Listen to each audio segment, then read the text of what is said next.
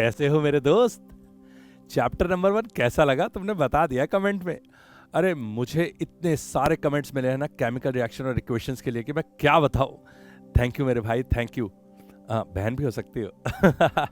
खैर, नया चैप्टर लेके आया हूं, acid basis and salts. Chemistry तो तुम्हारी तगड़ी हो रही होगी, है ना? देखो, सच सच बोलना, तुम्हें ज्यादा समझ में आया इक्वेशंस, राइट? उसको सुनते हुए, उस पॉडकास्ट को सुनते हुए केमिकल रिएक्शन एंड इक्वेशंस का, अगर तुमने किताब पढ़ी है तो मजा आ गया होगा। बिल्कुल सेम मजा आने वाला है एसिड बेसिस एंड सॉल्ट्स में। लंबा चैप्टर है तो कहानी शुरू करता हूं। जल्दी से पकड़ लो एक कोना और बैठ जाओ जम के और देखो मेरा कमाल। मैं तो तुम्हारा ही दोस्त हूं ना। नाम तो तुम्हें पता है, स्पीकिंग चॉक्स। अब तो हम पुराने हो गए हैं। चलो शुरू करते हैं एसिड बेसिस एंड सॉल्ट्स। और ना मजा आए तो पैसा वापस। शुरू करूं? ठीक है, तो सुनो। एसिड बेसिस एंड सॉल्ट्स में नाम से ही पता चल रहा था कि कुछ एसिड बेसिस एंड सॉल्ट्स के बारे में बात होने वाली है। क्या इंफॉर्मेशन दी है ना, तुम भी बोलोगे कितना बेवकूफ है ये। ओके ठीक है, ये तो पता चल ही रहा था नाम से कि एसिड बेसिस एंड सॉल्ट्स के बारे में। लेकिन फिर मैंने एसिड्स के बारे में थोड़ी सी पढ़ाई शुरू की तो पता चला कि बचपन से जो मैं ये नींबू खाता हूं ना, इमली, नींबू और ये सारी खट्टी चीजें, और इवन कोक जो वो कोल्ड ड्रिंक होती है, सॉफ्ट ड्रिंक, हाँ, और विनेगर जो वो प्याज डुबो के खाते हैं, अंगूर, हर खट्टी चीज में एसिड है। हर खट्टी चीज में एसिड है और एसिडिटी बढ़ा देती है ये चीजें, ठीक है? और उसके बाद फ्रूट्स हो गया, सोया फूड हो गया, कोकोनट ऑयल हो गया, घी हो गया, कुकम्बर वही खीरा, हाँ, मूंग दाल हो गया, गुड़ हो गया, ये सब बेसिस है। तो भाई हमने बोला कि देखो, सिंपल सी बात है, मेरे दोस्त को क्या बताऊंगा मैं कि क्या होता है एसिड और क्या होता है बेस। सिंपल भाषा में बताओ। और ये पूरे चैप्टर में मैं तुम्हें एसिड बेस इतनी ब्यूटीफुली क्लियर कर दूंगा कि तुम्हें लगेगा कि wow, you can imagine, nothing to write, कुछ लिखने की जरूरत ही नहीं है, वैसे ही समझ में आ जाएगा तुम्हें कि एसिड बेसिस एंड सॉल्ट्स और उनके सारे रिएक्शन और सब कुछ। तो पता चला कि भाई एसिड होते हैं सौर। मेरे को तो सौर का मतलब नहीं पता था बचपन में, सच बता रहा हूं। मैं तुमसे कुछ नहीं सिखाऊंगा, लेकिन हाँ, सौर मतलब खट्टा।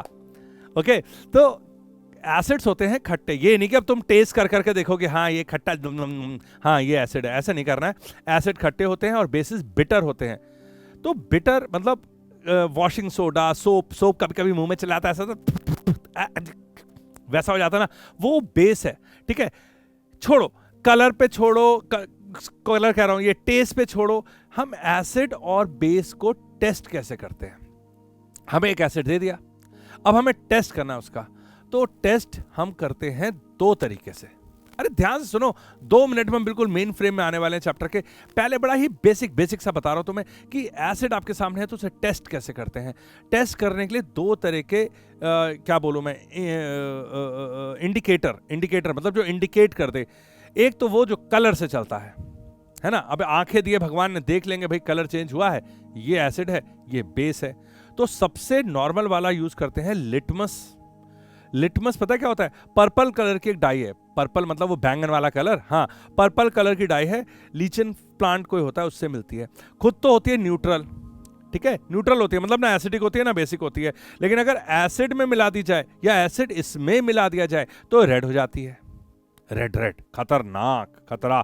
और अगर बेस मिला दिया जाए तो ब्लू हो जाती है। शांत, हाँ, ठीक है? तो ऐसा मत समझना बेस को शांत है कि ठीक है, मान सकते हैं कि एसिड खतरनाक रेड और बेस होता है ब्लू। तो जैसे ही बेस मिलाओगे तो इसका कलर ब्लू हो जाएगा। तो क्या करते हैं, पहले से ही एसिड मिला के रखते हैं, रेड वाली बना के रखते हैं और ब्लू वाली अलग से बना के रखते हैं, ताकि रेड वाली को जैसे ही बेस में डालोगे तो ब्लू हो जाएगी, तो एकदम डिफरेंट नजर आएगा, कलर चेंज हुआ रेड से ब्लू। और ब्लू वाली जब डालोगे तो वो बन जाएगा, एसिड में मिलाओगे तो रेड हो जाएगा, तो एकदम कलर चेंज होगा। तो लिटमस को पहले से तैयार करके रखते हैं। और भी कई इंडिकेटर्स दिए हुए थे जो कलर चेंज करते हैं। जैसे कि एक का नाम मेरे को समझ में नहीं आ रहा था पहले तो मेरे से प्रोनाउंसिएशन नहीं हुई, बट बाद में हुई। फिनोफ्थलीन खुद तो कलरलेस लिक्विड है, कलरलेस रिएजेंट है, लेकिन जब एसिड के साथ डालो तो भी कलरलेस ही रहता है। बेस के साथ पिंक कलर हो जाता है, पिंक, बिल्कुल प्यारा सा पिंक, बिल्कुल समझ रहे हो, पिंकी वाला। और फिनोफ्थलीन बेस के साथ पिंक कलर देता है। एक और दिया हुआ था इंडिकेटर, उसका नाम था मिथाइल ऑरेंज। अब मिथाइल ऑरेंज का कलर प्रिडिक्ट करने के तुम्हें 1 रुपया नहीं मिलेगा, ऑरेंज कलर का होता है, ठीक है। मिथाइल ऑरेंज ऑरेंज कलर का होता है, लेकिन अगर एसिड में डाल दो तो रेड हो जाता है, बेस में डाल दो तो येलो हो जाता है। ये मुझे बहुत पसंद आया, क्योंकि देखो फिनोल्फ्थलीन एसिड के साथ कोई कलर नहीं दे रहा है ना। अगर वो एसिड की जगह पानी हुआ और कलर नहीं दिया और मैंने गलती से मान लिया कि वो एसिड है, तो मिथाइल ऑरेंज बहुत बढ़िया लगा मुझे। साफ साफ बता रहा है एसिड के साथ रेड और बेस के साथ येलो, जबकि फिनोल्फ्थलीन एसिड के साथ नथिंग और बेस के साथ पिंक। खैर, कलर देख के हम बता सकते हैं एसिड और बेस क्या है। अरे बिल्कुल शांति रखो, अभी तुम्हें बिल्कुल पता चलेगा केमिकली क्या होता है, कैसे काम करता है, क्या सब कुछ पता चलेगा। अभी सिर्फ हम ये समझ रहे हैं कि अगर हमें देख के पहचानना हो कोई इंडिकेटर डाल के, तो लिटमस से पहचान सकते हैं, फिनोल्फ्थलीन से पहचान सकते हैं और मिथाइल ऑरेंज से पहचान सकते हैं। और कुछ कुछ तो वैसे वाले भी हैं, सूंघ के, खुशबू से। अब देखो, अगर तुमने अनियन वाला, अरे वही यार प्याज जिससे रोना आता है जब काटो, तो हाँ, उसके जूस को किसी कपड़े पड़े में चिपका लिया, या मतलब उसमें स्मेल आ गई उसकी, और उसको एसिड में डालो तो कुछ नहीं होता कुछ नहीं होता, मतलब वो वैसे ही स्मेल करता रहता है। लेकिन अगर बेस में डालो तो उसकी सारी वो प्याज वाली जो बदबू है ना, वो चली जाती है। तो ये भी एक तरीके का इंडिकेटर है। ये ऑर्डर्स पे डिपेंड करता है, खुशबू पे डिपेंड करता है, ऑर्डर, ठीक है। वेनिला में भी यही करता है। वेनिला एसिड को तो वैसे की वैसे रखता है, मतलब वेनिला की खुशबू आती रहेगी। वो आइसक्रीम वाली वेनिला होती है ना, सफेद रंग की। हाँ यार, वो काले रंग के एक प्लांट से निकलता है। हाँ, वेनिला बिल्कुल बहुत महंगा बिकता है, पता है तुम्हें। तो वो जो काले रंग का प्लांट है, उसके अंदर से वो जो सीड्स जैसा कुछ रेजिन जैसा निकलता है, वो वेनिला होता है। तो उससे वो हम आइसक्रीम बनाते हैं ना। वो जो वेनिला का फ्लेवर है, मतलब जो खुशबू है, वो तुम अच्छे से पहचानते हो ना। वो व्हाइट वाली आइसक्रीम जो सॉफ्टी के ऊपर लगा के मिलती है, वेनिला होती है वो। तो उसको एसिड में डालो तो कोई फर्क नहीं पड़ता, और अगर बेस डाल दो तो स्मेल चली जाती है उसकी। वाह भाई वाह। और तीसरा दिया होता है क्लोव ऑयल, लौंग का तेल। दांतों में लगाते हैं ना, दांत पे जब दर्द होता है तो लौंग तेल लगाओ तो सुन हो जाता है और बहुत मस्त मजा आता है। लेकिन यहां पे क्या दिया हुआ था कि अगर तुमने एसिड में डाला तो उसकी कोई और स्मेल आएगी, और अगर बेस में डाला तो कोई और स्मेल आएगी। मतलब लौंग के तेल की स्मेल बदल जाएगी, पता नहीं क्या इलायची बन जाएगी, मैंने करके नहीं देखा। तो ये सारी चीजें शुरू में दी हुई थी सिर्फ इसलिए कि हम पहचान सकें कि भाई ये एसिड है, ये बेस है। लेकिन देखो, केमिस्ट्री यहां से शुरू नहीं हुई। यहां पे तो सिर्फ ये बताया जा रहा था कि भाई ये एसिड है और ये बेस है। पहचान पत्र कैसे दोगे? तो एक तो कलर चेंज वाले हो गए और बाकी हो गए तुम्हारे ऑर्डर से। नाउ अब मैं तुम्हें असली कहानी बताता हूं कि भाई एसिड और बेस होता क्या है। देखो भाई, तुम खुद ही पहचान जाओगे, मुझे कुछ नहीं करना पड़ेगा। एसिड दो तरह के होते हैं, एक तो जो नेचर में मिलता है ना। नेचर में तुम्हें मिल जाएगा एसिडिक एसिड मिल जाएगा, लैक्टिक एसिड मिल जाएगा। लैक्टिक एसिड वो दूध में मिल जाएगा, सिट्रिक एसिड मिल जाएगा, नींबू में मिल जाएगा, है ना। यूरिक एसिड मिल जाएगा, यूरिक एसिड बढ़ जाए तो एड़ियों में दर्द होने लग जाता है ना। मैलिक एसिड मिल जाएगा, टार्ट्रिक एसिड मिल जाएगा इमली में। तो ये सारे जो एसिड जो नेचर के अंदर वो फ्रूट्स और इसमें उसमें मिलते हैं, वो सारे के सारे ऑर्गेनिक है। अब ऑर्गेनिक है यार, नेचर एकदम हार्डकोर एसिड तो नहीं प्रोड्यूस करेगी किसी काम से, जब तक कि उसको बहुत ही ज्यादा जरूरत ना हो। तो ये सारे माइल्ड होते हैं, वीक एसिड होते हैं। और दूसरे तरह के एसिड होते हैं जो हमने बनाए हैं, मैन मेड है, मिनरल एसिड, है ना। नेचर से लेके इंग्रेडिएंट और जोड़ के बनाए। उनका नाम सुनो, तुम्हें बड़ी एक कॉमन चीज नजर आएगी, HCl है, hydrochloric acid, HNO3 nitric acid, H2SO4 है, sulphuric acid, H2CO3 carbonic acid, H3PO4 phosphoric acid. तो यहां पे क्या तुम्हें साउंड किया बताओ? नहीं बता दो, शर्माओ नहीं है। H, हाँ, तो पूरे में तो H लगा हुआ है, HCl, HNO3, H2SO4, H2CO3, H3PO4, अबे सब में H लगा हुआ है। और ये कैसे बने वो तो तुम्हें पता ही है, वो जो पिछली क्लास में मैंने केमिकल रिएक्शन और इक्वेशन में समझाया था कि HCl में Cl को 1 रुपया चाहिए और H ने 1 रुपया दे दिया तो HCl बन गया। या HNO3 में NO3 याद है ना, नाइट्राइट, हाँ, उसको चाहिए 1 रुपया, H ने दे दिया। SO4 याद है, सल्फेट, हाँ, 2 रुपये चाहिए तो H 2 आए, हाँ, H2SO4। तो ये formation is not a problem, but the thing is कि सारे एसिड में H था, ये याद रखना। बस ये याद रखना कि सारे एसिड में हाइड्रोजन है। और रिएक्टिविटी सीरीज में बेचारा बच्चा हाइड्रोजन कहां होता है ये भी तुम्हें पता है। है। तो सारे रिएक्शन समझ में आ जाएंगे अगर तुम्हें बात समझ में आ गई कि एसिड में H होता है और H बिल्कुल नीचे होता है रिएक्टिविटी सीरीज में, उसके नीचे बस एक ही भोला भाला बच्चा होता है कॉपर। हाँ, उसके बाद तो बस सिल्वर, गोल्ड, प्लैटिनम, मरकरी, बस बस बस। तो ये होता है हाइड्रोजन, बिल्कुल नीचे नीचे है, ध्यान रखना, इसको कोई भी धक्का मारेगा भी थोड़ी देर में। क्लियर? और बेसिस सुन लो, NaOH, KOH मतलब NaOH मतलब सोडियम हाइड्रोक्साइड, KOH मतलब potassium hydroxide, MgOH whole twice magnesium hydroxide, CaOH whole twice वही वाला कोई स्लेट लाइम, हाँ, कैल्शियम हाइड्रोक्साइड। वैलेंसी तो तुम्हें पता ही है, OH एक मांग रहा है ₹1, Na दे देगा तो NaOH बन जाएगा। OH ₹1 मांग रहा है, K उसको पोटेशियम उसको ₹1 दे देगा तो KOH बन जाएगा।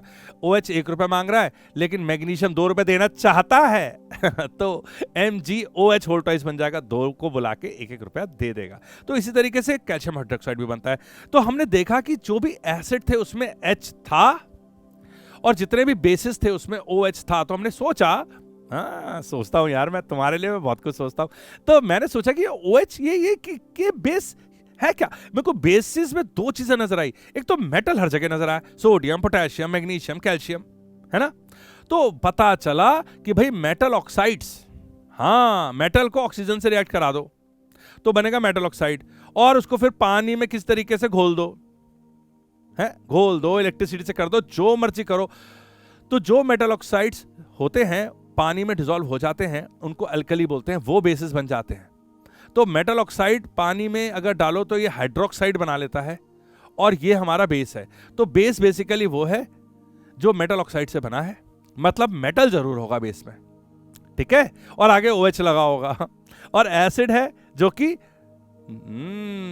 ये एसिड में मेटल ऑक्साइड नहीं है, ठीक है। हाइड्रोजन से रिलेटेड कंपाउंड है HCl, HNO3, H2SO4, H2CO3, okay. तो ये हो गया बेसिक डिफरेंस। अब हमने ये समझ में आ गया कि कोई भी रिएक्शन होगा एसिड के साथ तो हाइड्रोजन की ऐसी तैसी होने वाली है। सॉरी फॉर दीज वर्ड्स, मतलब हाइड्रोजन की इज्जत स्टेक पे लगी है, कोई तो उसे डिस्प्लेस करेगा। अरे पिछले वाले चैप्टर का पॉडकास्ट नहीं सुना तो अभी जाके सुनो यार, बिल्कुल इजी है। जो ज्यादा रिएक्टिव मेटल होता है वो कम रिएक्टिव उसको मेटल को या कहूं कैटायन को, क्योंकि मेटल तो कैटायन होता है, यू नो, मेटल तो डोनेट कर रहा है तो दूसरे डोनेट करने वाले से उसका झगड़ा हो जाता है और फिर उसको हटा देता है। और हाइड्रोजन को हर कोई हटा देता है कॉपर को छोड़ के, ठीक है। तो ज्यादातर रिएक्शन में तुम्हें दिखाई देगा कि हाइड्रोजन हटा कैसे। क्लियर? क्लियर? शुरू करें? बहुत इजी है। पहला reaction category metal plus acid. नहीं, सिर्फ सिंपली सोच के देखो, मेटल प्लस एसिड, एसिड भरमार HCl ले लेते हैं, सबसे ज्यादा यूज किया इस बुक ने HCl को। हाइड्रोक्लोरिक एसिड, H और Cl को ₹1 चाहिए था, H ने ₹1 दे दिया, HCl बना बैठा है। इसके सामने कोई भी मेटल आ जाए, कॉपर को छोड़ के कोई भी मेटल आ जाए, कॉपर के बारे में बात करेंगे, कोई भी मेटल आ जाए क्या करेगा बताओ? नहीं सोचो क्या करेगा। अरे भाई हाइड्रोजन को हटा देगा वहां से और क्लोरीन के साथ चला रहेगा। वही वाली बात जो मैंने डिस्प्लेसमेंट रिएक्शन में तुम्हें बताई थी, याद है ना, कि आप तगड़े से हो बिल्कुल से, एक छोटा सा प्यारा सा क्यूट सा बच्चा जा रहा है बहुत अच्छी साइकिल लेके, आपने बोला ए हट मेरे को साइकिल चाहिए। अब आप ज्यादा रिएक्टिव हो तो उसको बच्चे को हटा दोगे, वो बच्चा हाइड्रोजन है और आप मेटल हो, तो मेटल प्लस एसिड क्या करने वाला है अभी देख लेते हैं। For example zinc plus H2SO4, नहीं खुद ही सोचो, जिंक प्लस H2SO4। अब H2 की किस्मत तो खराब है तो जिंक तो उसको हटा देगा और बन जाएगा जिंक सल्फेट, है ना। सल्फेट SO4 को चाहिए थे ₹2, जिंक दे रहा है ₹2, बहुत बढ़िया बात है, ZnSO4 प्लस H2। हाँ, तो हुआ क्या कि मेटल और एसिड जैसे जुड़े तो H2 का कोई घर रहा नहीं, ठिकाना रहा नहीं, बाहर निकल गया, तो हाइड्रोजन गैस तो उड़ेगी, है। तो आपकी एक्टिविटी 3 में, अरे 1-2 नहीं बताई, अरे 1-2 वही वाली यार, वो प्याज लहसुन वाली, वो सूंघने वाली और लिटमस वाली, इसलिए मैंने बताई नहीं। एक्टिविटी 3 में बताया हुआ है कि हाइड्रोजन निकलती है। अब हाइड्रोजन निकलती है तो उसको कहां से देखना भी तो है हमें कि हाइड्रोजन निकली नहीं निकली, वही है कि नहीं है। तो हम क्या करते हैं, उसको सोप वाटर से निकालते हैं, साबुन का पानी। अरे यार बचपन में बुलबुले नहीं बनाए क्या तुमने मुंह से? हाँ, वो जो गोल गोल गोल गोल बनते हैं ना, वो मुंह से हवा मारो और वो बनते रहते हैं, वो भी तो सोप वाटर ही होता है। हाँ, तो वैसे बुलबुलों के अंदर, अब बुलबुलों में तो तुम फूंक मार के अपनी गैस भर देते हो, लेकिन यहाँ तो हाइड्रोजन निकल रही है तो उन बुलबुलों में हाइड्रोजन गैस भरी होती है, वो बुलबुले उड़ने लगते हैं। वहां पे लेके आओ कैंडल तो पॉप आवाज आती है, पॉप।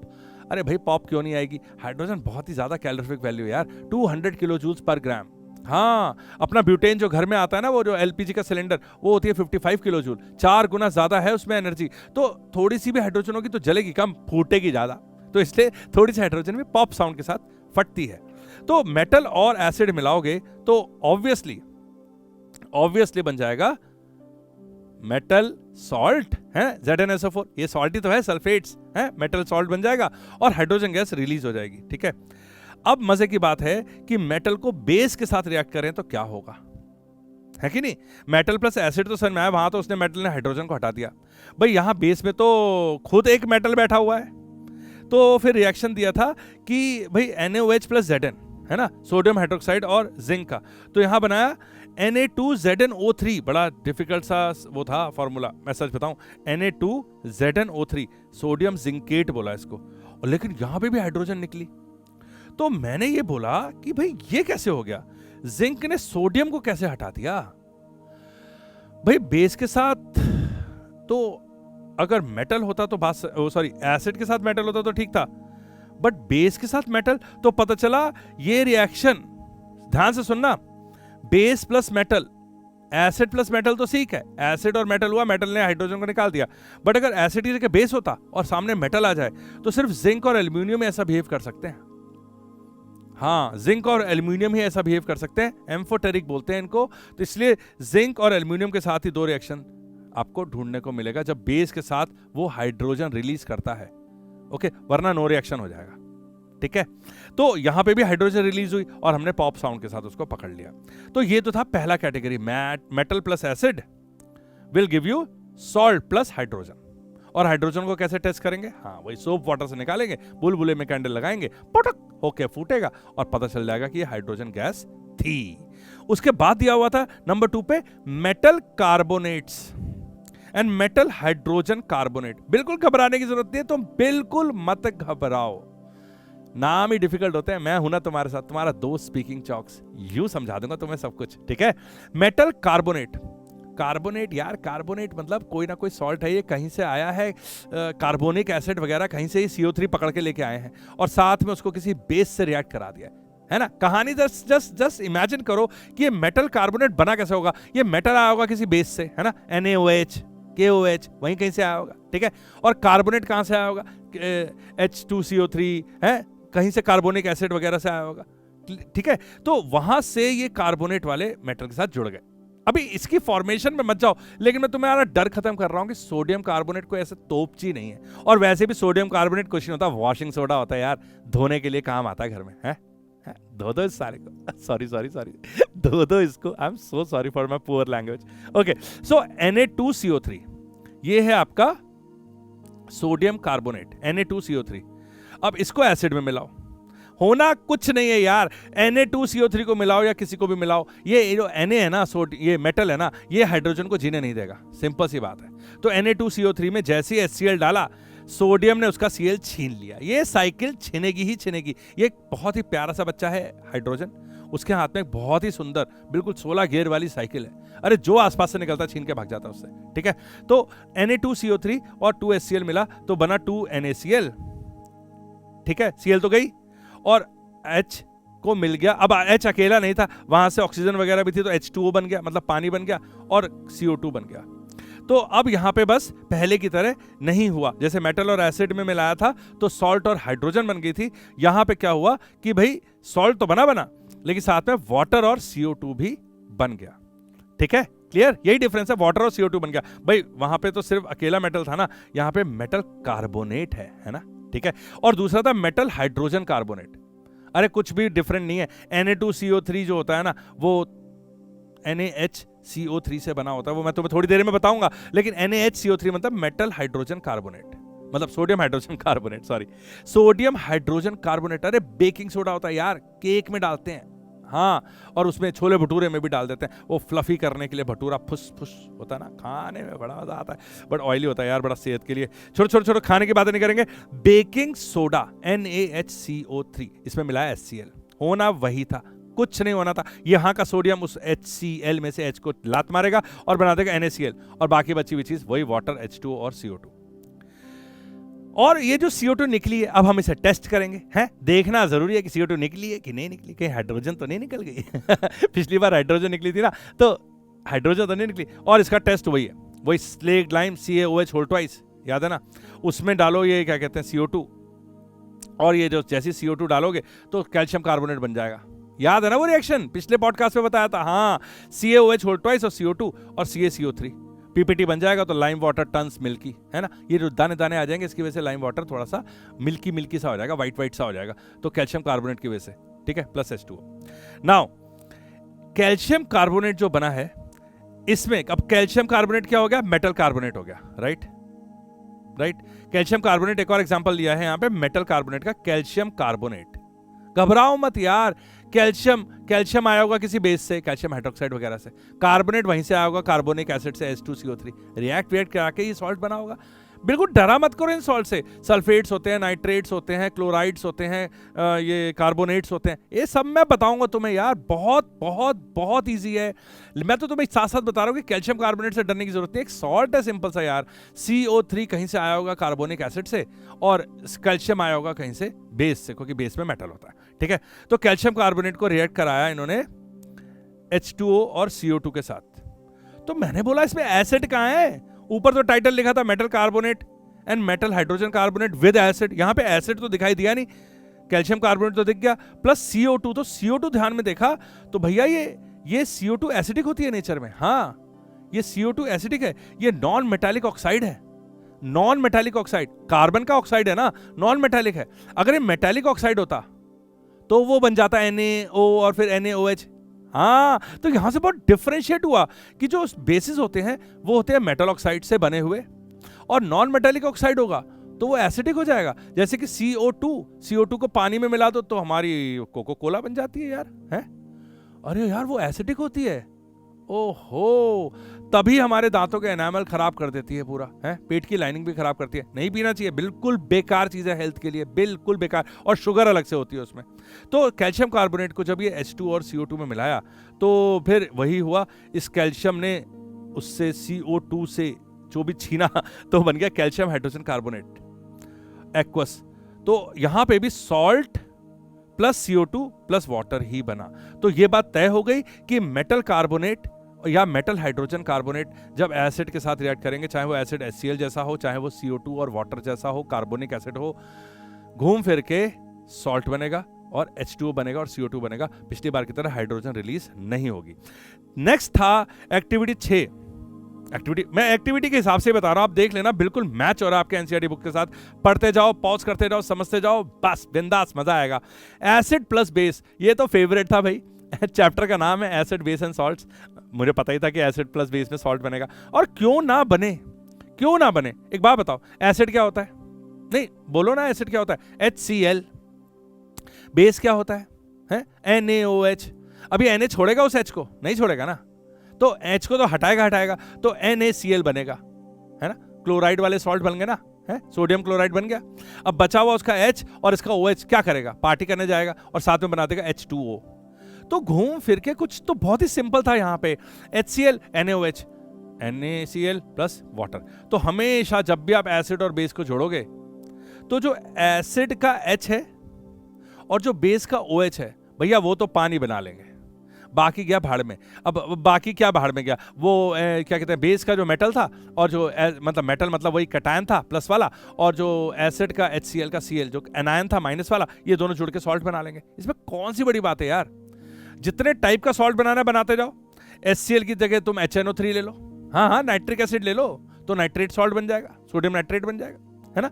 H2SO4 ले लो, सल्फ्यूरिक एसिड ले लो तो जो SO4 है वो सल्फेट बना देगा, सोडियम सल्फेट, है ना? कितना इजी है ना? तो सोडियम हाइड्रोक्साइड के साथ आप HCl को मिलाओ तो सोडियम क्लोराइड बन जाता है, HNO3 के साथ बनाओ तो सोडियम नाइट्रेट बन जाएगा, और H2SO4 के साथ करो तो सोडियम सल्फेट बन जाएगा। तो जो भी बनेगा वो सॉल्ट है, एक क्लोराइड वाला सॉल्ट है, एक नाइट्रेट, एक क्या कहते हैं सल्फेट है, और प्लस तो बनना वही है पानी, बिकॉज हाइड्रोजन मिलेगा उसको एसिड से और OH मिलेगा आपको बेस से। भाई यहां से करने के बाद जब हम आगे बढ़े तो हमने देखा कि भाई copper oxide plus 2HCl gives CuCl2, plus water. यहाँ ये वाले में थोड़ा सा मैं परेशान हो गया, बट मैं क्या बताऊं, मैंने थोड़ा ध्यान पूर्वक इसको देखा और मैंने बोला क्या है भाई परेशानी। परेशानी ये हो रही थी कि कॉपर ऑक्साइड दिया हुआ था, कॉपर ऑक्साइड में 2 HCl मिला रहे हो, माना कि कॉपर को हाइड्रोजन को हटा देना चाहिए और हटा भी दिया, कॉपर क्लोराइड बन गया। लेकिन जब कॉपर हाइड्रोजन से नीचे है रिएक्टिविटी सीरीज में तो हटा कैसे देगा? ठीक है, तो इसमें मैंने रिसर्च की तो मुझे पता चला कि बेसिकली कॉपर ऑक्साइड जब होता है और HCl होता है तो कॉपर हाइड्रोजन को हटाए ना हटाए, हाइड्रोजन को ऑक्सीजन के साथ जाने की बहुत जल्दी होती है। समझ रहे हो? हाइड्रोजन को ऑक्सीजन के साथ जाने की बहुत जल्दी होती है।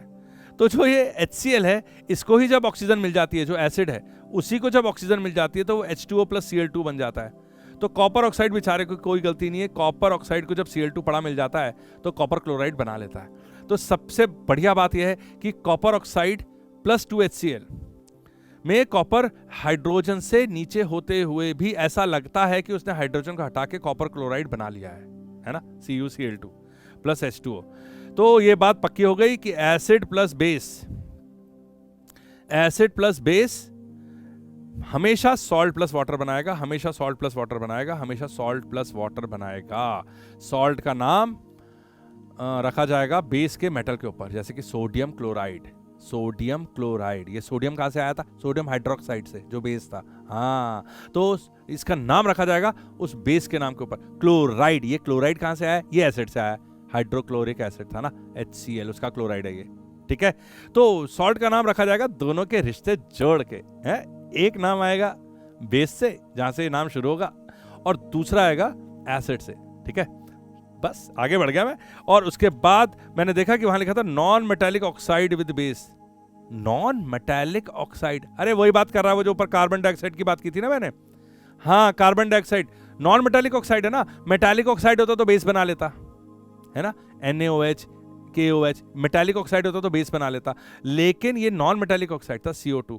इसका रिएक्शन बेस के साथ तो हम पहले ही पढ़ चुके हैं, पढ़ा था ना वो, कैल्शियम हाइड्रोक्साइड अपनी लाइम, क्विक लाइम, और क्विक लाइम के बाद वो उसके ऊपर डाल दिया आपने CO2, तो कैल्शियम कार्बोनेट बन गया था, कैल्शियम कार्बोनेट लाइमस्टोन बन गया था, PPT वो प्रेसिपिटेट हो गया था, टर्न लाइम वाटर मिल्की। तो वही वाला रिएक्शन।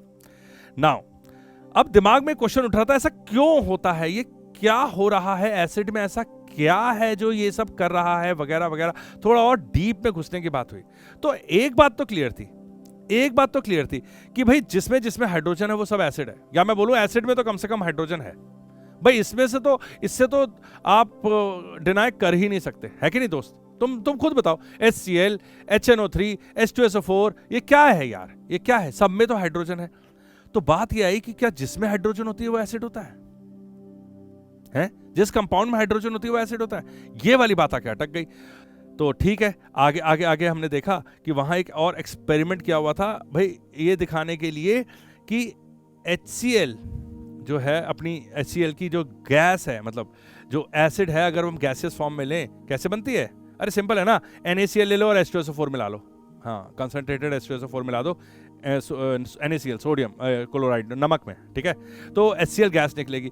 अगर वो थोड़ी सी मॉइस्ट है, मतलब आपके घर के आसपास बहुत ह्यूमिडिटी है, मतलब जहां पे भी आप इस एक्सपेरिमेंट को कर रहे हो, तो भी कुछ डाल के उसको ड्राई कर लो। लेकिन ड्राई करके जब हम लिटमस लेके आते हैं तो HCl लिटमस को रेड करता ही नहीं है। करना चाहिए भाई, प्योर एसिड है। तो इसका मतलब ड्राई HCl है, सूखी गैस ड्राई HCl नहीं चेंज करती है लिटमस पेपर को ब्लू से रेड। लेकिन उसी लिटमस पेपर को मॉइस्ट कर लो, गीला कर लो, और फिर करो तो कर देती है। तो ऐसा क्या हो गया मॉइस्ट करने में? इसका मतलब कोई भी एसिड ये जो H+ आयन छोड़ेगा या जो भी रिलीज करेगा वो बिना पानी के नहीं करेगा। तो H+ आयन अकेला एग्जिस्ट नहीं कर सकता। ऐसा नहीं कि H+ आयन उड़ता हुआ एग्जिस्ट करेगा, वो सिर्फ एक्वस फॉर्म में ही एग्जिस्ट करेगा। तो जब HCl को पानी में मिलाते हैं तो बनता है H+ एक्वस। ध्यान रखना, H+ तो क्या, H+ क्या है यार? कुछ नहीं है, बिल्कुल घबराने की बात नहीं है, आयन है। लेकिन H+ का मतलब क्या हुआ? हाइड्रोजन में होता ही क्या है यार? एक प्रोटॉन होता है और एक इलेक्ट्रॉन होता है। इलेक्ट्रॉन जा चुका है भाई साहब के पास से, तभी वो H+ है, तो बचा तो एक प्रोटॉन ही है। तो सीधा H+ को आप ये भी इमेजिन कर सकते हो कि एक सिंगल प्रोटॉन है। ठीक है, अब ये सिंगल प्रोटॉन अकेला एग्जिस्ट नहीं करता, इसको चाहिए किसी का सहारा, और वो सहारा है H2O। तो ये H+ एक्वस लिख दो उसको, या तो कि भाई पानी में है H+, और या फिर H और H2O जोड़ के हाइड्रोनियम आयन बनता है H3O। H2O होता है ना पानी, H2O से बन जाता है H3O, ऊपर लगा होता है प्लस। ठीक है, तो पानी में ये घुला हुआ होता है H3O प्लस, उसको बोलते हैं हाइड्रोनियम आयन। तो जब भी हम बात करेंगे हम बोलेंगे H प्लस, इसका मतलब ये है कि पानी में है, दैट इज एक्वस है, या फिर मैं सीधा सीधा बोल दूंगा H3O प्लस हाइड्रोनियम, बट दोनों का ही मतलब है H plus ion in water. Now अगर हम देखें कि बेस क्या करते हैं, तो बेस भी NaOH में जब पानी वानी सब जैसे भी मिलाते हैं तो Na प्लस अलग हो जाता है और OH माइनस अलग हो जाता है। KOH क्या करता है, K प्लस अलग हो जाता है कैटायन बन के, OH माइनस अलग हो जाता है एनायन बन के। MgOH होल ट्वाइस है ना, मैग्नीशियम हाइड्रोक्साइड, भाई OH को 1 रुपए देना था, Mg को 2 रुपए देने थे, सॉरी OH को 1 रुपए लेना था, Mg को 2 रुपए देने थे, तो MgOH होल ट्वाइस बना था। याद है ना एनालॉजी, मैंने बताया था ना कि मैं इलेक्ट्रॉन की जगह रुपए की बात करूंगा। हाँ, पिछले वाले पॉडकास्ट को सुना आपने, वेरी गुड। तो इसको ये भी इसके साथ भी पानी मिला हो तो Mg2 प्लस बन जाता है और OH माइनस। तो ये घूम फिर के सारे के सारे acid H plus aqueous release कर रहे हैं, या फिर मैं सीधे सीधे बोलूं H3O plus ion, hydronium ion release करते हैं पानी में, और बेस करता है OH माइनस।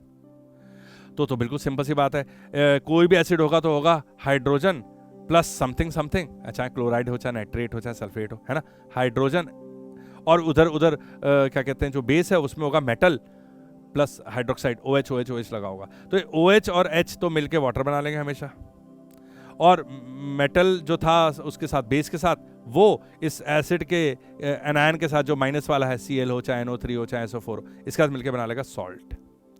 तो यार बिल्कुल सिंपल सी बात थी कि एसिड पानी में H प्लस जो कि होता है H3O प्लस की फॉर्म में घूमता रहता है और बेस का OH माइनस होता है। वाह, ये पता चल गया। लेकिन फिर समझ में आया कि ये जो एसिड में पानी मिला रहे हैं, ये डाइल्यूट कर रहे हैं उसको, है तो ये तो क्या कैसे करते होंगे ये। नेक्स्ट टॉपिक यही था कि कैसे डाइल्यूशन करते हैं। तो बहुत ही इंटरेस्टिंग चीज थी, अरे बहुत ही इंटरेस्टिंग चीज थी कि एसिड में पानी मिलाना है या पानी में एसिड, बताओ तुम्हें क्या लगता है। तो एसिड में पानी मिलाओगे तो भैया बहुत जोर से एक्सोथर्मिक रिएक्शन हो जाएगा। पानी में धीरे धीरे एसिड मिलाओ, है ना भाई, एसिड और पानी का रिएक्शन एक्सोथर्मिक होता है। अब पानी है बिल्कुल न्यूट्रल, उसमें धीरे धीरे एसिड मिलाते रहो, धीरे धीरे डाइल्यूट होता जाएगा। अगर एसिड में पानी मिलाते जाओगे धीरे धीरे तो भैया देखो ऐसा पहली बार में ही एकदम स्प्लैश हो सकता है, एक्सोथर्मिक रिएक्शन हो सकता है। इस प्रोसेस को बोलते हैं डाइल्यूशन। डाइल्यूशन से क्या फायदा होगा, डाइल्यूशन से फायदा ये होगा कि जो हाइड्रोनियम आयन है ना, H3O प्लस आयन है, वो पानी मिलाने की वजह से थोड़ा कम होता जाएगा, मतलब उसकी पर लीटर उसकी जो क्वांटिटी है वो कम होती जाएगी।